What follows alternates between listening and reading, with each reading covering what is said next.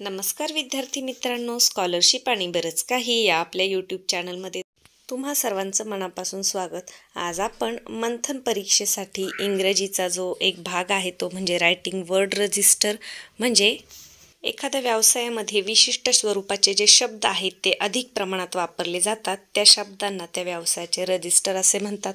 जसं शेती असेल, दवाखाना असेल, हे झालं मराठीत, पण इंग्रजीमध्ये फार्मिंग, मेडिकल, त्याच्यानंतर टीचिंग असेल, बँक असेल, बस स्टॉप असेल, तर याच्याशी संबंधित जे शब्द आहेत ते तुम्हाला ओळखायला येतात, तर त्याचाच आज आपण अभ्यास करणार आहोत.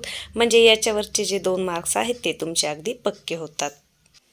पहा, पहिला आहे फार्मिंग म्हणजे शेती, मग त्याच्याशी संबंधित क्रॉप म्हणजे पिके, फार्मर शेतकरी, रेन पाऊस, प्लाऊ म्हणजे नांगर, फर्टिलायझर म्हणजे खते, व्हेजिटेबल्स भाज्या, बुल्स बैल, कार्ट्स गाडी आणि योक म्हणजे बैलाला नांगर जुंपताना जे बैलाच्या मानेजवळ लाकडाचं ओंडक्यासारखं ठेवलेलं असतं त्याला म्हणतात योक.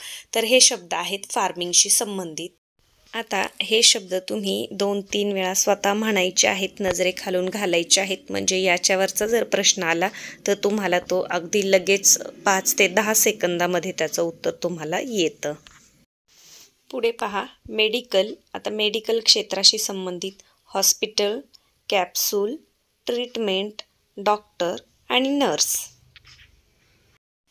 पुढे पहा, टीचिंग म्हणजे शिकवणे, मग याच्याशी संबंधित शब्द कोणते? स्टडी अभ्यास, लेसन म्हणजे धडा किंवा पाठ, होमवर्क माहीत आहे तुम्हाला, notebook, exam, test TEST test म्हणजे परीक्षा, आणि टीचिंगशी संबंधित जेव्हा शब्द येईल तेव्हा परीक्षा म्हणजे टेस्टचं स्पेलिंग TEST असंच लक्षात ठेवा. यानंतर क्लासरूम आणि स्कूल.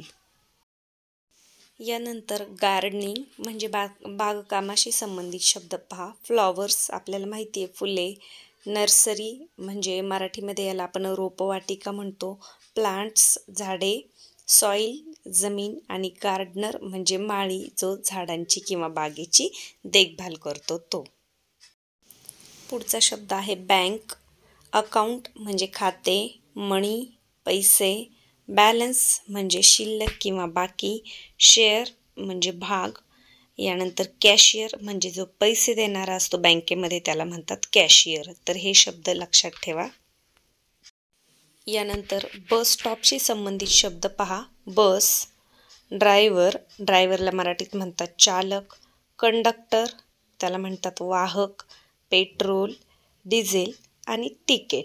आता डिझेलचं स्पेलिंग लक्षात ठेवा, DIESEL, कारण डिझेलचं स्पेलिंग थोडंसं वेगळं आहे. यानंतर पुढे आहे फॅमिली म्हणजे कुटुंब. आता याच्यातले शब्द आपल्या परिचयाचे आहेत. मदर, फादर, सन, डॉटर, ग्रँडफादर, ग्रँडमदर, ब्रदर आणि सिस्टर. आता सनमध्ये SON सन म्हणजे मुलगा आणि SUN सन म्हणजे सूर्य, हे लक्षात ठेवा. पुढे आहे स्पोर्ट्स अँड गेम्स म्हणजे खेळ. त्याच्यातले आपल्याला बरेच शब्द माहीत आहेत पहा. बॉल, बॅट, क्रिकेट, प्लेयर्स म्हणजे खेळाडू, हॉकी आपला राष्ट्रीय खेळ, इनडोअर म्हणजे जे आतमध्ये खेळले जातात 4 भिंतींच्या आत ते खेळ, आउटडोअर म्हणजे जे मैदानावर खेळले जातात ते. तर हे 2 शब्द लक्षात ठेवा, इनडोअर, आउटडोअर. आपल्याला माहिती आहे इनडोअर गेम्स, आउटडोअर गेम्स.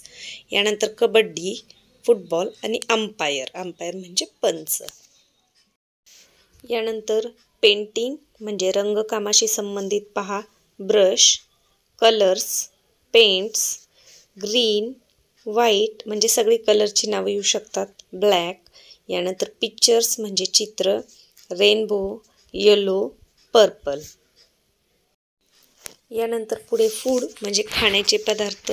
यामध्ये हॉट म्हणजे गरम, राईस भात, व्हीट गहू, टेस्टी म्हणजे चवदार, रोटी आपल्याला माहिती आहे, sweet, cook, ice cream, diet, boiled, vegetables आणि फ्रूट्स. आता व्हेजिटेबल म्हणजे भाज्या तुम्हाला माहिती आहे, बॉइल्ड म्हणजे उकडलेले. तर हॉट, राईस, बॉइल्ड हे जरी शब्द आले तरी ते कशाशी संबंधित आहे? फूड म्हणजे खाण्याशी संबंधित आहेत.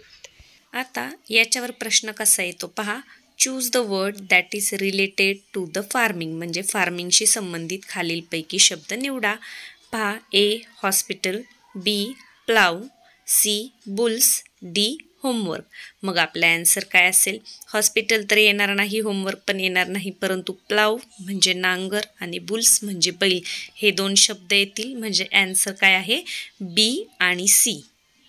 Only B and C.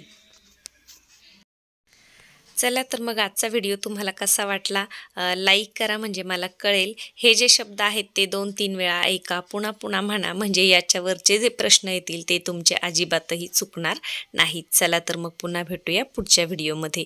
आणि इंग्रजीच्या अभ्यासाचं लक्षात आहे ना तुम्हाला? प्राण्यांचे आवाज, त्यांची घरं, राहण्याचं ठिकाण आणि त्यांच्या पिल्लाला काय काय म्हणतात हे सुद्धा रोज वाचन करायचं आहे. म्हणजे इंग्रजीला तुम्हाला पैकीच्या पैकी मार्क पडतील आणि त्यामुळे आपला जो स्कोर आहे तो वाढण्यासाठी मदत होते. धन्यवाद.